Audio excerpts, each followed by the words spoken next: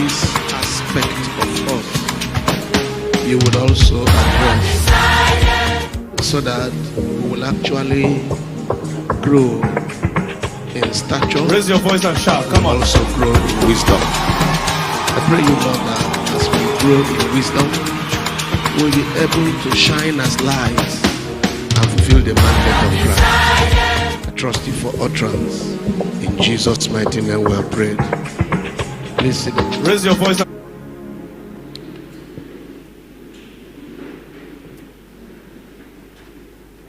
So the aspect I started speaking in about yesterday is the aspect of fulfilling Christ's mandate through education. And I will need to deal with that again today in a little more, maybe have more details. Let me make a very clear statement that may be guiding the things I'm going to see. Any effort we can put to get quality education happen in our country, please, let's do it. I told you yesterday that the reason why I joined to use quality education was because of the situation we find ourselves in. I wanted to differentiate quality education by saying it is simply education. The other one is schooling. And I told us yesterday that schooling and education, or going to school and getting educated, are not the same thing. That people could go to school, finish with school. I told us yesterday that schools give certificates, education gives knowledge. I told us yesterday that schools give certificates, and they could give those certificates to people that are not educated, but education gives knowledge. So people might go to school and get certified. One of us was doing a course in Harvard. You know, that course in Harvard was online, one Harvard course online. And at the end of the day, they said, if you would want to get certificate, please register here. I'm sure some of you know, and then you will pay. Now for them, the knowledge had been passed along. It wasn't about knowledge. It was about, do you want to get a certificate you can use to show that you have this knowledge? But as for the knowledge, Harvard was willing to give it for free. But if you now wanted to certify it, you needed to pay. So they were able to separate knowledge from certificate. And we know that in our own climb here, we have gotten into an unfortunate situation where many people are certified, but they don't have knowledge. And it's a very big problem. It's a very, very big problem. It's a national problem. It's a church problem. It's a very big church problem when people are certified without enough or much knowledge. And so that yesterday, I was trying to bring us to see that we really needed to look at education as a critical tool. And that was when I said, the way rigs mine the ground for minerals, that's the way education mines the man. That's the way education mines the man, bringing out what is in him and developing it for productivity. The way they use rigs to go right deep inside the soil and bring out oil and bring out gold, that's how education goes into the man and brings out the real person, the potentials that God planted in the man. When we are helping our students choose the subjects they will, where they will end up in life, we use some acronyms, but we tell them that we talk about passion and performance. We look at your performance over time, then we look at your passion. So it is you that will tell us, I like this, and I also like that. Then we look at your performance over the time and see whether your passion and your performance are agreeing. Sometimes the passion is different from the performance. And that's when we begin to have problem trying to align the child or the young person in the right, to the right direction. because the performance desires him to be this, but his passion is on the other side. And so we begin to work on it. Can we get the performance? Actually, we try to bend the performance to work with the passion. It's only when we have made that effort a number of times and we discover that no matter what we do, this child is passing out without performing well in this direction, we can now tell the person, why don't you think seriously about this area you're performing well? Now, so why I said that is education, whether it is science education or social sciences or arts or whatsoever, as long as it is proper education. And please, I want to also say that education could be informal. Even though the way the country is going, I would have preferred that every of our children get formal education first before they begin to go into other areas of life. The reason is because if you don't have a formal education and you want to enter into fashion design, tailoring, the person that has formal education has access to many things you don't have access to, and he will still beat you there.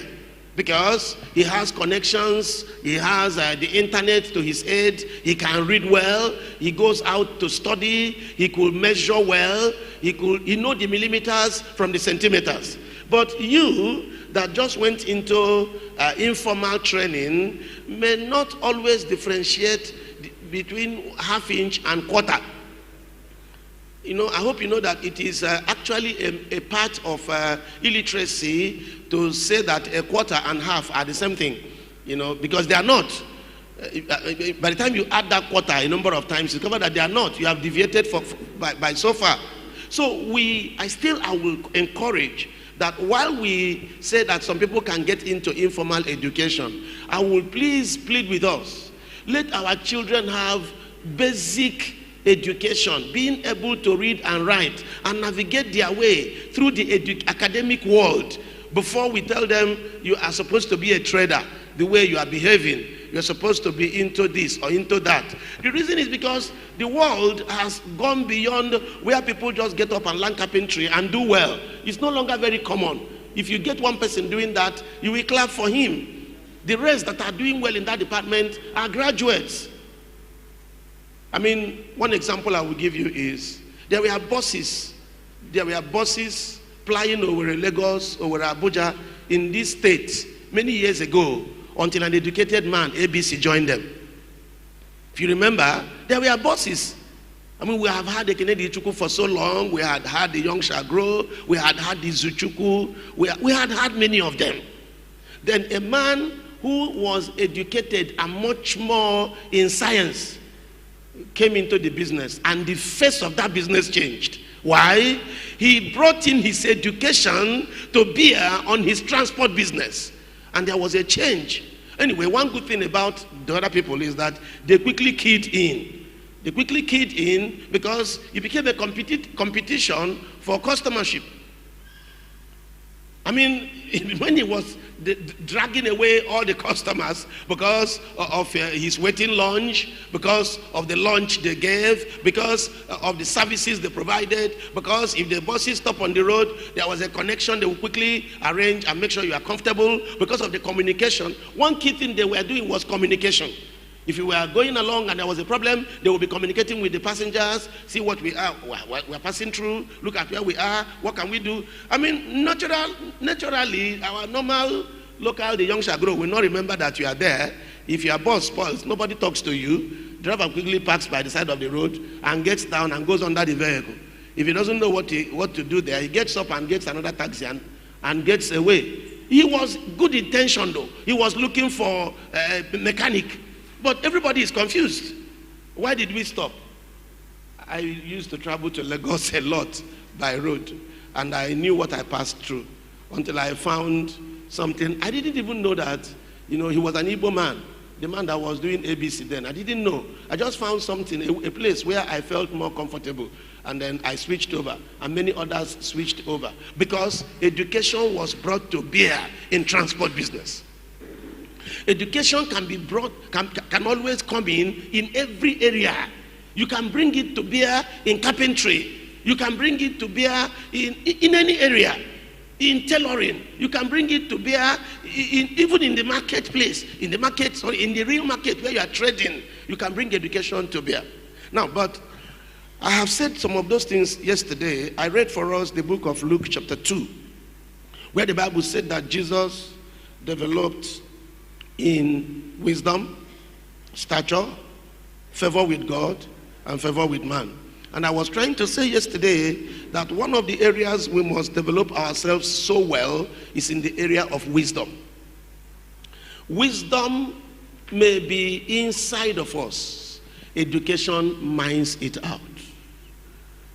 Wisdom, we may come to the world with a lot of wisdom. Education brings it out. You know, yesterday I said a few things I may call nuggets. You know, I mentioned to us yesterday that if you don't get educated, I tried to explain it from the point of a farmland that has oil inside. That as long as there is nobody who is enlightened about that farmland, it remains a farmland. But any day an enlightened person comes, he discovers that under the cassava mound is gold. And he finds a way of mining it. Education makes it possible to mine the man. To mine the man. Mine his wisdom. Mine his capacity. Bring out his best. And because of that, I come back to my major statement. Anyhow we can contribute to get education have quality, please let's do. Are we providers? Please, if you're a provider of education, don't focus on the business aspect of it. It is not primarily a business issue. It's supposed to be a social service. You may eventually get some profit from it anyway, but let it not be that you are looking for a business to invest your money and your mind told you to go and start a school. That is not fair. You are taking advantage of these younger ones, and some of us who are parents who don't know what is the difference between a school and where people learn and just a compound where children gather together. Don't take advantage of people like that. Let it be that if you really called it a school, let it be a school. Let people that go there get education. And it is important, therefore, that whatever role you are playing, or maybe you are a parent, and that's one of the things we wanted to talk about, and I will talk about it a little while after now. If you are a parent, think of how to give your children a good head in life. And the best way I can see for now, the most popular for now, is education. I didn't mean that other facets, even though they are not as popular as education. I mean, how many children go to apprenticeship? How many children go to school? It's obvious that school is the most popular. If they are going to school, let them not regret not joining their colleagues in learning to be a mechanic. You know why they would regret? By the time they finish school without knowledge, their colleagues who went into learning carpentry have become boss by themselves. Then the boy you have incapacitated without a good school cannot move forward. His friend is now the person driving him around on an Okada he bought with money from carpentry. And yet he's a graduate. So children begin to say school is a scam. To an extent in this country, school seems to be a scam. But it is not. Even if school is scam, knowledge is not. I want you to be very clear. Even if there is a way we have forced schools to be scam, knowledge is not a scam. Because you will discover at one point or the other that it is this knowledge that will still lift you up. So what you know is important. And when you want to, I'm still dealing with parents this time. Since I came to them, I started with education providers. I have made very simple point in the education providers. Maybe I think I will elaborate it so I don't come back to it. Whether you are the owner of the school, or you're a teacher, or whatever else that in the school system, even if you're a cook, like Stephen.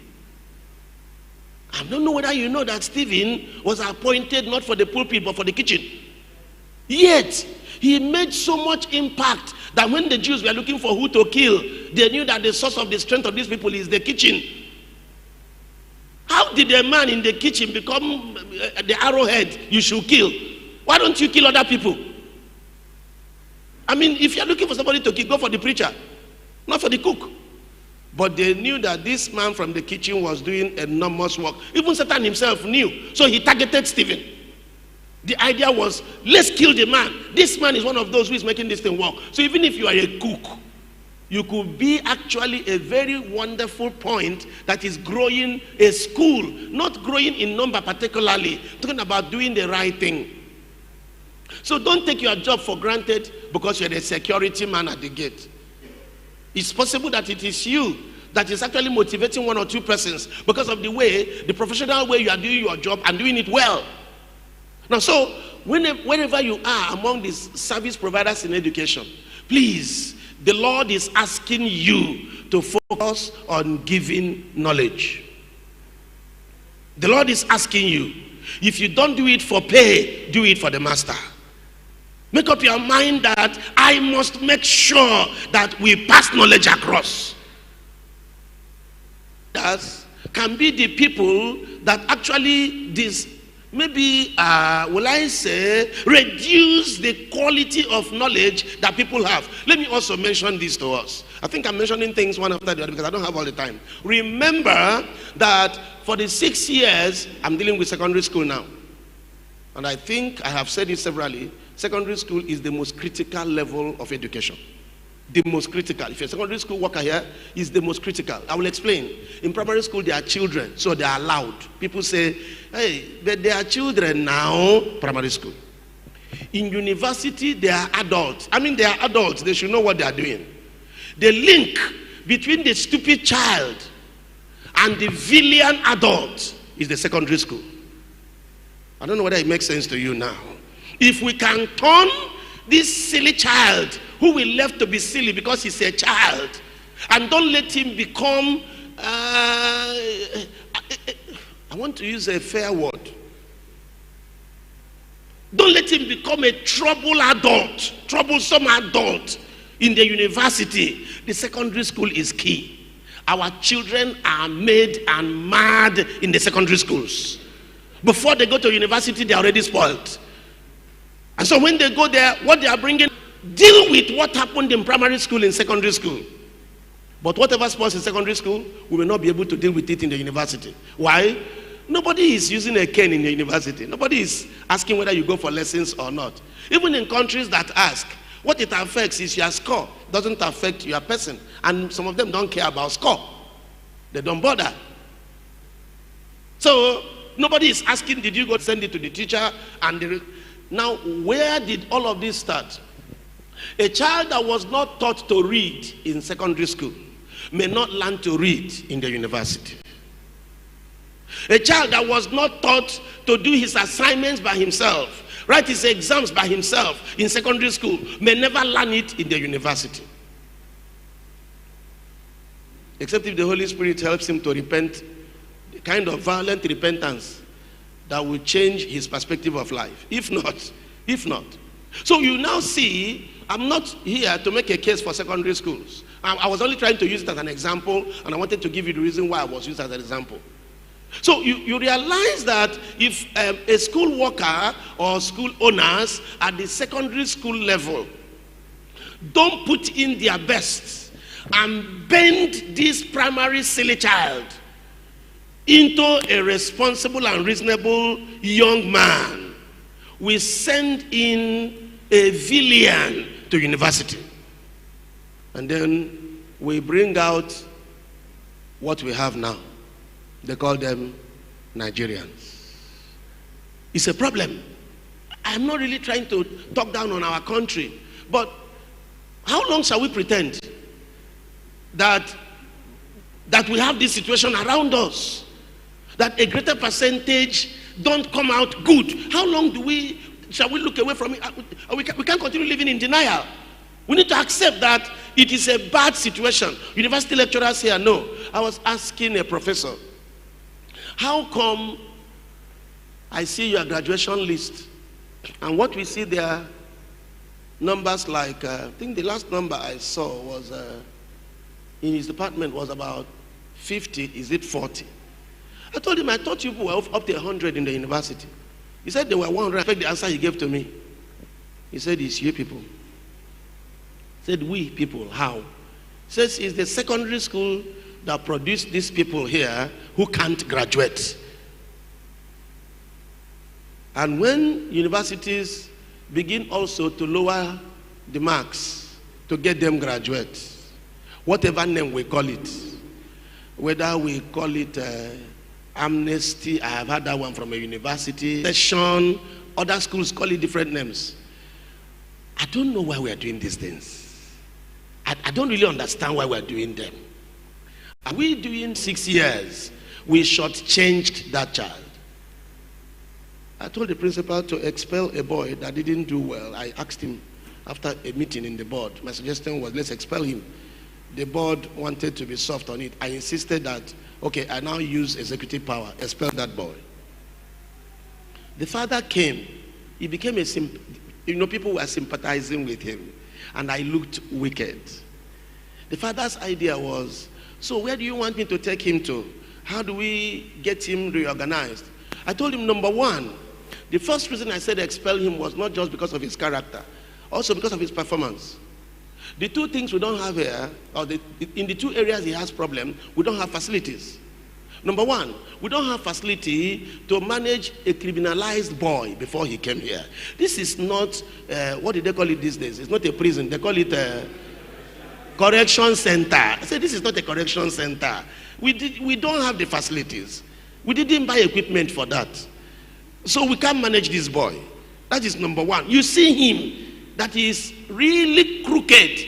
And if we want to continue with him, we will spoil other children here. So if he was alone with me, I will struggle with it. But he is among many other children and spend more time with him than he spends with us. So this is not a correction home. Number two, his performance is so terrible that we also don't have facility to lift him up. And the truth, that's the truth. He had done just one before. We gave him an opportunity to do our 4 terms. We have a 4-term situation where if you cannot do well in 3 terms, we use first term to prepare you in primary school again. We have even hired this country as Jesus. I'm stressed. We have hired primary school teachers to teach in secondary school. So that the first 6 months, first 6 weeks or 7 weeks, somebody is doing quantitative reasoning, verbal reasoning, writing, reading for 6 weeks of secondary school. Spell your name, 3-letter words, JS1, make a sentence. And the day one of them made a sentence, they're my friends, he ran to my table and said, Daddy, I wrote this one by myself. I wrote this one by myself. I didn't want to look at where he was supposed to be. I looked at where he was coming from. And I said, come and take my high five. He was so glad carrying, I wrote a sentence with my name. Just one. This person I was talking about is worse than that. He writes he doesn't know how to write his name. And when he finishes writing one line, he writes the second one on the first line again. And he was doing this after 2 years. I suspect he has some mental retardation. I suspect so. So I was telling the father, I would have called it withdrawal so that you don't feel bad. But I've already called it expulsion and I've written it on paper. Please, take this boy. Look for a homeschooler. He can't even cope with any class. I'm telling you as an educationist, he can't. Take him, look for a homeschooler who can do A, B, C, D to Z for 1 week. We can't bring 30 children into one class and be doing A, B, C, D to Z for 1 week. We don't have the facility, isolated. We also don't have the facility. The man said he understands me, but we should also look for a homeschooler here. I said, this is not a home. This is a college. We can't do homeschooling here. I told him, we'll be cheating you if we keep accepting your money. That's where I was going to. We'll be cheating you and I'll be feeling like a crook. We collect your money, we can't give knowledge. We collect your money, we can't give knowledge. We collect your money. At a point, you will also get frustrated. Please, is it not better you try something else? He is still coming for counsel. I hope he will come again this January. And I will keep counseling, let's go this direction. I'm actually looking for a homeschooler for him, so that the boy can take his own pace. You know, some people do 5 years for 9 years. I don't know whether you know. Some people need 9 years to finish a 5-year curriculum. We give them time, but there should be a facility for that. You can't put the person inside those who are blazing towards 5 years and they're out, or 6 years and they're out. He needs 9 years. You know, when one of their teachers came, that woman, I didn't know she was that smart. When she came to start, as soon as she finished assessing the children, she said she wanted to see the director and the principal.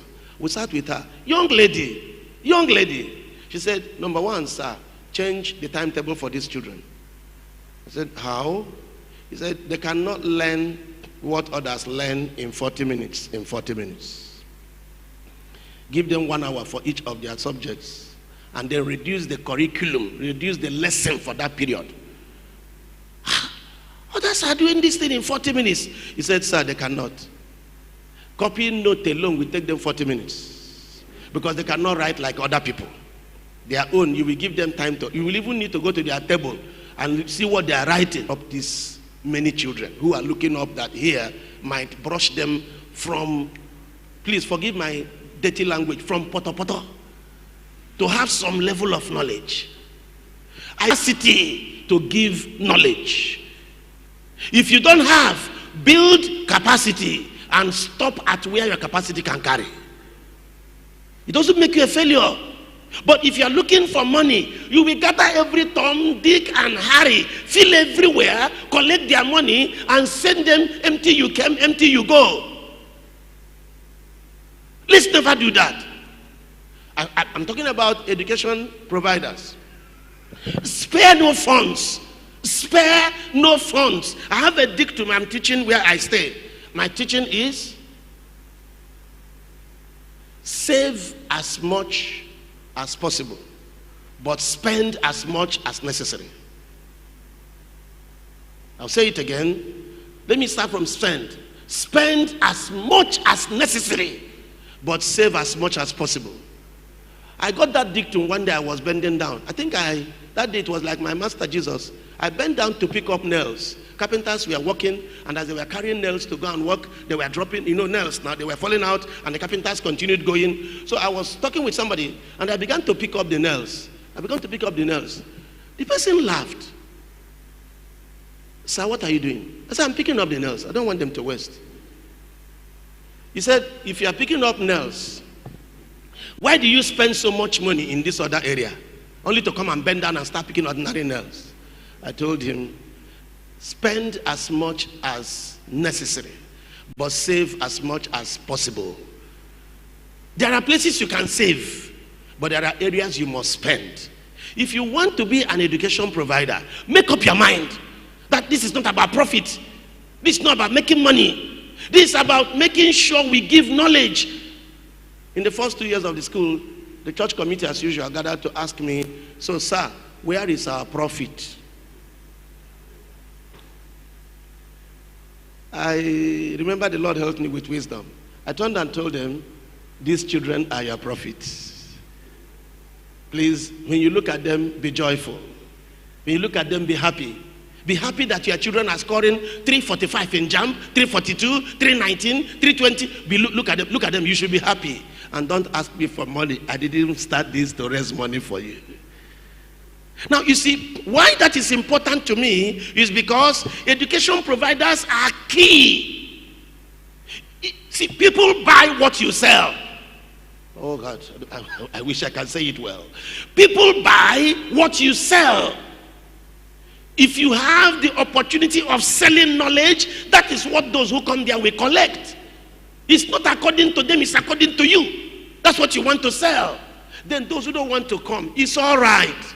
But at least you know that those who come, this is what you want to give, knowledge. I also understand that some of you, your hands are tied, you are handicapped.